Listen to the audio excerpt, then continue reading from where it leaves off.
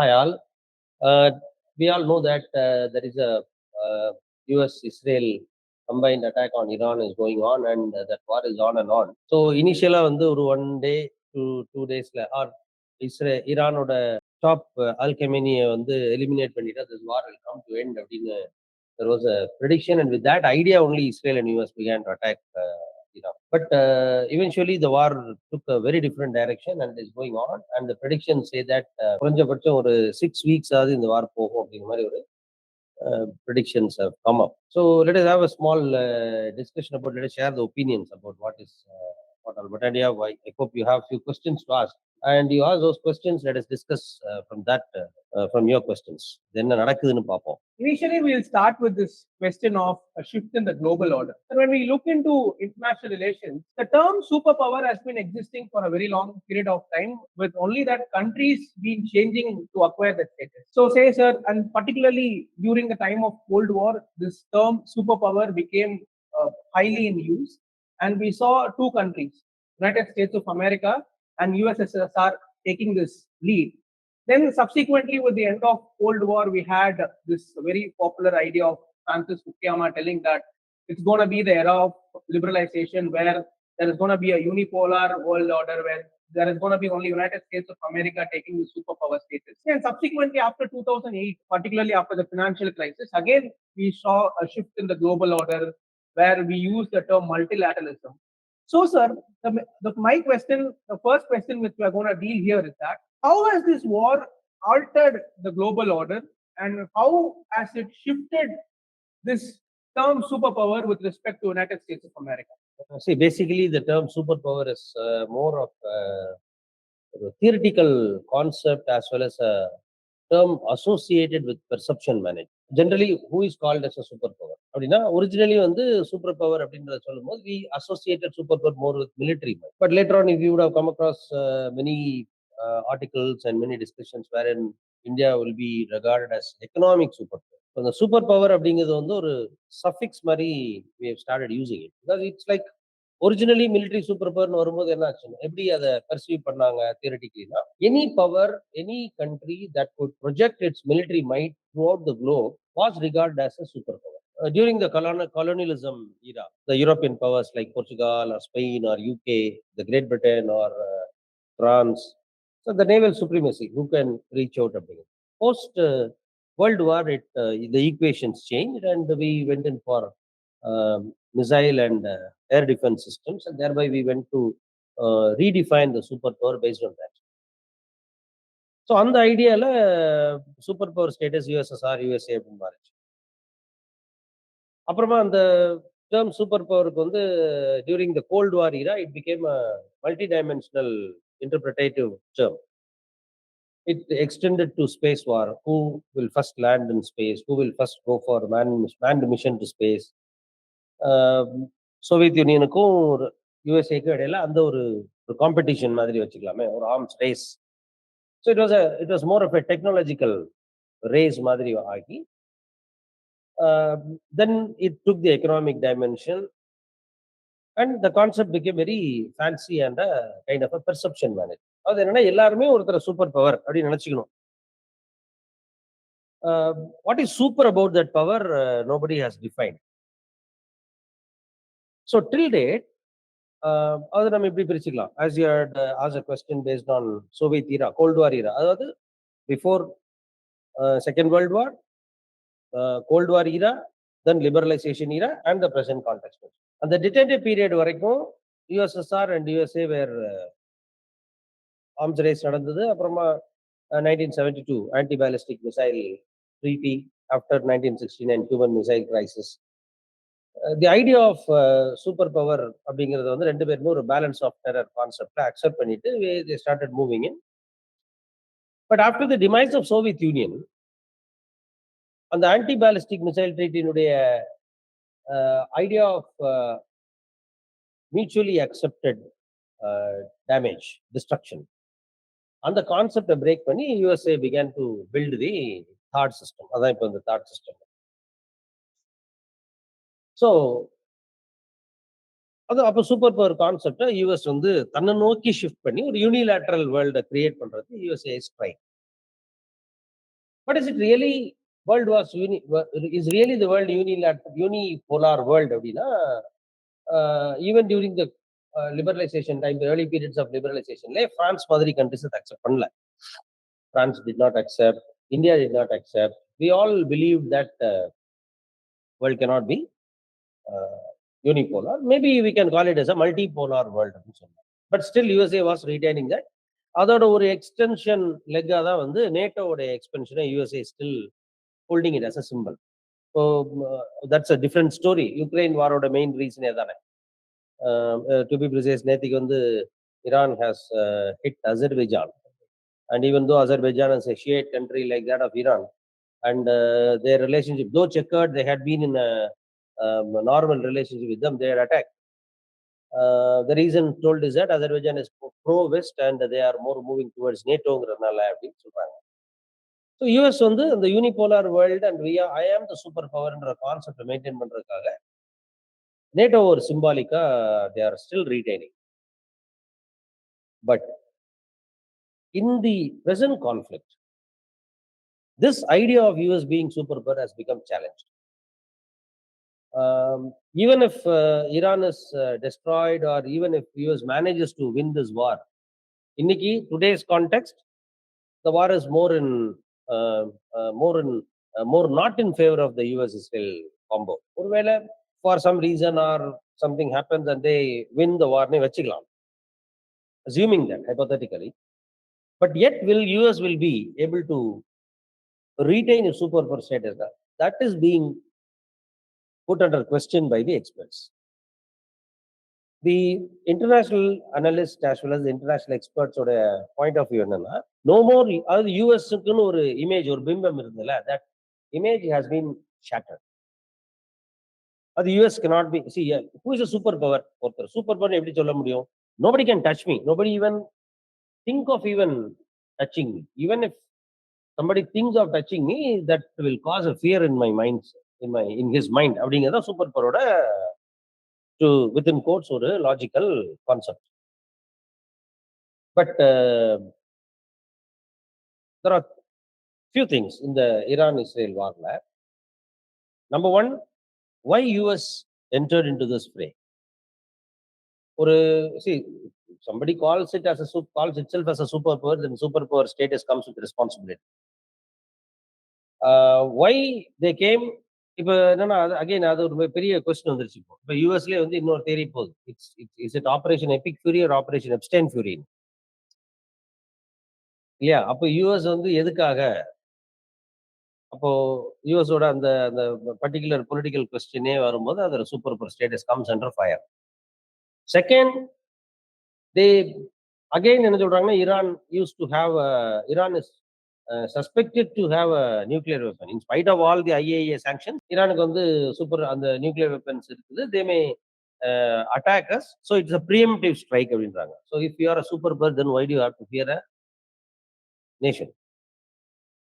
And third, ஒரு 3 நாள்ல நாங்க வார முடிச்சிருவோம், ஒரு லீடர்ஷிப்பை வந்து நம்ம எலிமினேட் பண்ணிட்டோம்னா Iran will be on its knees அப்படின்னு சொன்னது அங்க நடக்கல. It's a clear-cut mismanagement, miscalculation, and to some extent, the fancy term intelligence failure. So Iran is now having a system, and the old class thinking of if the head is cut, the body will automatically die down. No. When it is a system, the head will be replaced by another system. So Iran company போனதுக்கு அப்புறமா ஈரான்ல ஒரு system is in place and they are much more furious and their outrightly rejecting any offer from US to come to tables. இது third question regarding யூஎஸோட super power status. And fourth important thing, USS Abraham Lincoln, அதாவது ஒரு invincible aircraft carrier which US projects as one of the symbols of its symbolic representation of its superpower status. Till date, and அது வந்து scheduled maintenance கிடையாது. 5,000 and more soldiers are there. And it's more of a floating army floating எப்படி சொல்றது, ஒரு defence ஏரியான்னு வச்சுக்கலாம், ஒரு defence camp, floating defence camp. And it was a symbolic status of superpower of the symbolic, it's a symbol of superpower status of USA. Nobody even dared to have, ஏன்னா அது ஒரு pleat. USS Abraham லிங்கன்ங்கிறது ஒரு ship கிடையாது, it is a fleet. Iran claimed that we have hit it and part of it has been damaged and destroyed, but US didn't accept it first. But yesterday they have first accepted that yes, missiles were shot, but they did not even come near USS Abraham Lincoln. இப்போ இந்த அந்த symbolic representations வரைக்கும் it is being damaged. And so இப்போ என்னன்னா, உலகத்துல இருக்க மிச்ச பேருக்கு வந்து ஒரு ஈரான் ஒரு தெளிவான ஒரு மெசேஜ் அனுப்பியிருக்கு. யூஎஸ் ஒன்னு அடிக்க வந்தா பேச்சுவார்த்தைக்கு போகாத, திருப்பி அடி. ஒரு சூப்பர் பவர்னு சொல்ற ஒரு கண்ட்ரிக்கு இருக்காது. அப்ப இவ்வளவு நாள் அமெரிக்கா தன்னை ஒரு சூப்பர் பவர்ன்ற ஒரு இமேஜ் பில்ட் பண்ணி, தானும் அந்த இமேஜை நம்பிக்கிட்டு, அந்த இமேஜ் உலகத்தையே நம்ப வச்சுட்டு இருந்துச்சு. அந்த இமேஜ் இப்போ shattered. So that is what I think has happened because of this war. Sir, இப்போ பாத்தீங்கன்னா ஆல்மோஸ்ட் இந்த வார் வந்து ஒரு மோர் தேன் 10 days, ஆல்மோஸ்ட் இப்போ 10 days இது கண்டினியூ ஆகுது. So and nobody knows what is gonna be the full stop. இது வரைக்கும் வந்து இது நடந்த ப்ரெடிக்ஷன்ஸ்ல வந்து we are unable to see where exactly this war is going on, how it is progressing. So initially, as you said, sir, the war was the perceptions was much in favor of Israel and US axis. But however, we are seeing that it is not in their favor and there is a shift towards, say, Iran. Even though, Iran has not been able to successfully win in the war, but they are showing that, yes, we are able to retaliate and we are very resilient in the attack. So what is going to be the due course of the war? So basically, with regarding to the Iran's defense against the THAAD missile system, or else say even about the Iron Dome defense of Israel. I mean, when we are reading in the newspaper or when we are following the current affairs, we are able to see. We are able to see that one of the most resilient system was portrayed to be Israel's Iron Dome defense system. But however, we are seeing that Iran has been continuously able to, defend it and proceed further. So in the system, Iranoட resilience எப்படி இருக்கு? That is the first question. And second, we want to say, what was US impressions in the initial period of the war? Miscalculate Iran's missile system and their defense. அதை பத்தின கொஞ்சம் விளக்கம் கொடுங்க. See, I'll start with the second question. Yes, there was a miscalculation. Miscalculation சொல்ல முடியாது. US ஓடது miscalculation சொல்ல முடியாது. ஏன்னா the two different aspects. இப்போ ருபையோட the Secretary of State of USA, ருபையோட அன்னைக்கு கொடுத்த இன்டர்வியூ ஆகட்டும், அப்புறம் US joint command chief of defence அவர் கொடுத்த எக்ஸ்பிளனேஷன் ஆன் ஈரானி வார் ஆகட்டும், அதில் அவங்க என்ன சொல்றாங்க அப்படின்னா, the president was warned, he was cautioned, he was warned, stating that this is not the right time to start the war. அதனாலதான் it's not epic fury, Epstein ஃபியூரின்னு ஒரு குரூப் சொல்றாங்க. The defense intelligence of USA, before they decided, because in the war it is said that they wanted to initiate this attack by January itself, but it was postponed to February because of certain reasons. அதுல அவங்க என்ன சொல்றாங்க, US ஓட அபிஷியல்ஸோட report என்னன்னா, they have warned the president. அன்னைக்கு இவர் ருபையோ வந்து அவரோட இன்டர்வியூல ஓப்பனாவே பிரஸ் மீட்லயே சொன்னாரு, while Iran is capable of manufacturing 100 missiles a month, to manufacture a defense system, a Patriot missile, it is a complex system. We will be able to manage only 3 to 4. So where is 100, where is 3? So அவங்க 100 missile manufacture பண்ற இடத்துல இவங்களால only 3 or 4 anti missiles தான் பண்ண முடியும். A battery of anti missile is not easy job. So அவங்க இதைத்தான் warn பண்ணியிருக்காங்க. Once we start the war, we will have to use the Patriot missiles stationed in various places in Gulf to intercept and destroy the incoming missiles, which means that our ammunitions will go dry. So the magazines will go dry. When the magazines will go dry, we will not be able to replenish it because it cannot be. We don't have. See, defense supplies are not something like that anybody can do it, get it done from anywhere. ஏன்னா அதெல்லாம் precision machineries. ஆனா நம்மளால அதை replace பண்ண முடியாது. ஒருவேளை நம்ம கிட்ட இருக்கிற ரிசர்வ்ஸை பயன்படுத்தணும்னா in case of any attack from China comes we will be defenseless. So இந்த வார் இப்போ வேண்டாம் அப்படின்னு சொல்லியிருக்காங்க. But unfortunately, the president, for reasons good known to known good only to him, he initiated this war. So in that sense, yes, it was a miscalculation. அடுத்த முக்கியமான விஷயம் எங்க miscalculation இருக்குது அப்படின்னா, ஈரானோட என்டியூரன்ஸ் கேப்பபிலிட்டியை பத்தின ஒரு miscalculation. Nobody expected Iran to be this enduring when it comes to an attack. As a society, as a political system, its political system, its military system. ஏன்னா Iran வந்து ஹிஸ்டரி இருக்குது. 1980 to 1989, Iran was in war with Iraq, and wherein Iraq was backed by US. But even 1 inch of land, Iraq could not take away from Iran. அப்போ அதோட நம்ம அங்க வந்து ஈரானை பத்தின ஒரு ஸ்டடி வந்து நம்ம அப்சர்வேஷனை வந்து மிஸ் பண்ணியிருக்கோமோ அப்படிங்கிறது கொஸ்டின். எஸ். செகண்ட் வந்து முக்கியமான விஷயம் என்ன அப்படின்னா, எங்க மிஸ் பண்ணியிருக்காங்க அப்படின்னா லீடர்ஷிப். ஈரான்ல வந்து அது எப்படின்னா எல்லா மொனார்க்கிலையும் ஒரு மொனார்க் இருப்பாரு. மொனார்க்க தூக்கியாச்சுன்னா same thing happened in Iraq. ஈராக்ல வந்து சதாம் ஹுசேன் எப்படி சொன்னாங்கன்னா he was said that he is hiding like a rat and the rat will be caught ன்னு சொல்லி ரொம்ப அசிங்கமா சொல்லிதான் அவரை வெளியே தூக்கிட்டு வந்து கொண்டாங்க. The same kind of I think US has expected Iran to be so, but Al-Khamenei அப்படி இல்லை.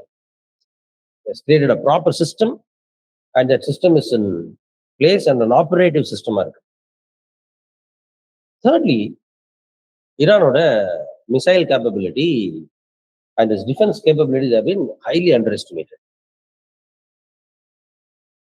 அவங்க இப்ப என்ன பண்றாங்க, இந்த தாட் சிஸ்டமையும் அயன்டோமையும் எப்படி அவங்க ஈரான் எப்படி வந்து காம்ப்ரமைஸ் பண்ணியிருக்காங்க அப்படின்னா, and there is one interesting theory.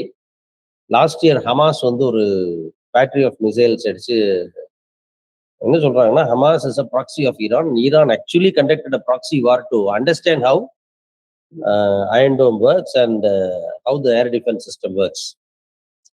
இவங்க என்ன நினைச்சுக்கிட்டாங்கன்னா, ஹமாஸ்லாம் ஒரு ஆயில் மிசைல்ஸ் அடிக்கிறாங்க, இதெல்லாம் ஒரு மிசைலா, இதெல்லாம் வச்சு நாங்க ஈஸியா அடிச்சு தூக்கிட்டு போயிடுவோம், பாருங்க எங்களோட சிஸ்டம் எவ்வளவு ஸ்ட்ராங்கா இருக்கு. ஆக்சுவலா அவங்களுக்கு என்ன புரியலன்னா, உங்களை அந்த விஷயமே ஈரானோட எக்ஸசைஸ் அப்படின்றது ஒரு தியரி. ஈரானோட கண்டக்டட் ப்ராக்ஸி வார். இப்போ இன்னைக்கு பாருங்க ஈரான் என்ன பண்ணிருக்குன்னு, Houthis and Hezbollah வந்து they have started on behalf supported by Iran, they have started attacking Israel. அப்ப எப்படி காம்ப்ரமைஸ் பண்ணிருக்காங்கன்னா, simple mathematics. So during the Hamas attack அந்த தாட் சிஸ்டம் அண்ட் அயன் டோம் எப்படி ஒர்க் ஆகுதுங்கிறது அண்டர்ஸ்டாண்ட் பண்ணிடுறாங்க. அண்டர்ஸ்டாண்ட் பண்ணிட்டு என்ன பண்றாங்கன்னா, how many missiles we have to launch to saturate.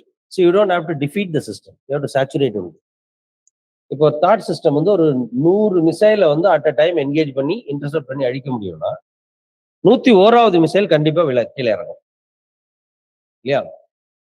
So what they've done is, அந்த நம்பர் கால்குலேட் பண்ணிட்டு அந்த அத்தனை மிசைல் அடிக்கிறது. அண்ட் இதுல இன்னொரு முக்கியமான விஷயம், when a missile is intercepted and is destroyed, obviously the debris will also fall. So they calculated in such a manner that what will be they calculate up to the milliseconds. ஒரு missile அடிக்கிறோம், அது space போயிட்டு re-enter ஆகுது.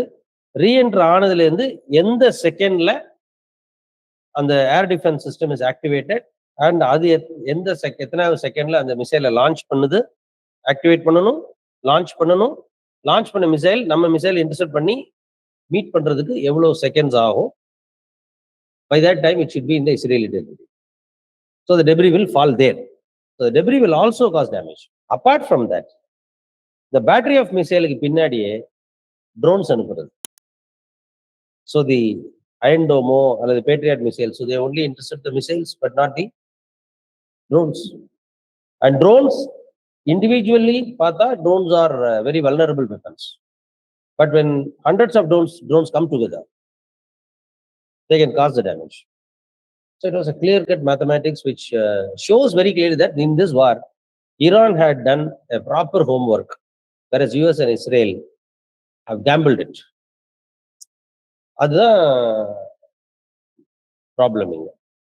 In continuation of this, I mean, a very intellectual professor, Jiang, a Chinese Canadian professor, he has given a lot of predictions on this war, and lot seem to be happening to be true. So can you just give us some light about those predictions which has been given by Professor Jiang on this Iran-Israel war? See, Professor Jiang is very, very clear, and he is emphatically saying, now, Trump will come back and US will definitely attack Iran. இது ரெண்டுமே அவர் சொன்னது, it happened. And இங்கேயும் அவர் என்ன சொல்றாருன்னா, Iran will win and US will lose this war. And நம்ம first பேசணும்ல, the super power status, the shift of US as a super power, அது வந்து அவருடைய அவரும் அதை he strongly feels that, he strongly opines that. அவருடைய opinion அதான், யூஎஸோட இனிமேல் யூஎஸ் வந்து தன்னைத்தானே சூப்பர் பவர்னு சொல்லிட்டு தெரிய முடியாது அப்படிங்கிறது ப்ரொஃபசர் ஜியாங் ஆல்சோ சேஸ்.